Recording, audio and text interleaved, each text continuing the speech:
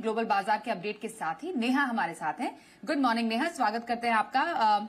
जरा बताइए क्या कुछ इंडिकेशंस या संकेत हमें इंटरनेशनल या ग्लोबल क्यूज से मिल रहे हैं?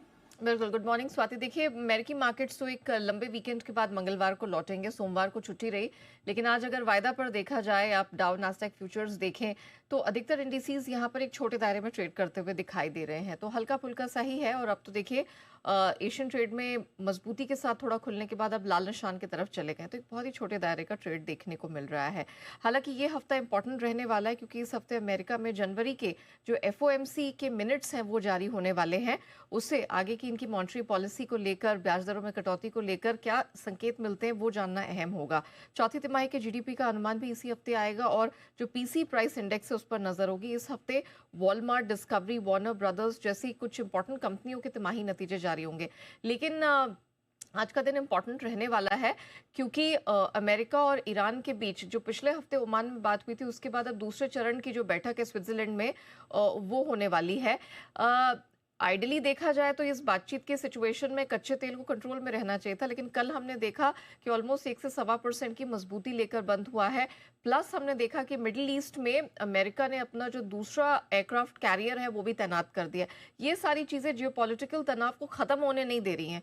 इसी के चलते हम देख रहे हैं कि कच्चे तेल में इतनी वॉल्टिलिटी है। आज सुबह भले ही लाल निशान में ब्रेंट क्रूड ट्रेड करता हुआ दिखाई दे रहा हो, लेकिन 67 और 68 डॉलर के बीच में ही कारोबार करता हुआ दिखाई दे रहा है। इसको जियोपॉलिटिकल तनाव का पूरा रिस्क प्रीमियम मिला हुआ है।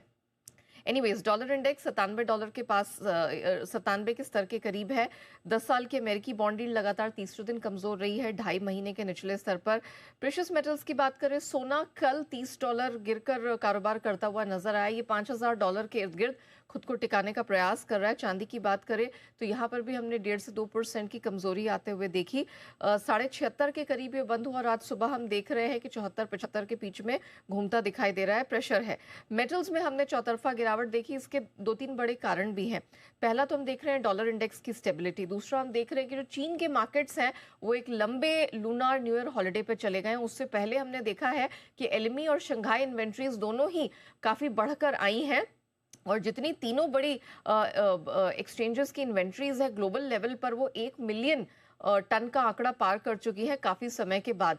तो सप्लाई की स्थिति ठीक ठाक बनी हुई है। चीन एक बड़ा बाजार नहीं है, उसकी वजह से हमने भी देखा है कि ट्रेडिंग वॉल्यूम काफी कम है। यही कारण है कि कॉपर, जिंक, निकेल, एल्यूमिनियम सारे मेटल्स लाल निशान में बंद हुए। जिंक 2 हफ्ते के निचले स्तर पर है। कच्चा तेल, जैसे मैं बता ही रही थी कि अमेरिका ईरान के बीच में जो स्विट्जरलैंड की दूसरे चरण की बातचीत है उस पर नजर रहने वाली है। और नेचुरल गैस, ये हमने देखा है कि 4 महीने के निचले स्तर पर, और इस महीने भाव 30% तक गिर चुके हैं। बिल्कुल, तो ये रहा पूरा हाल ग्लोबली।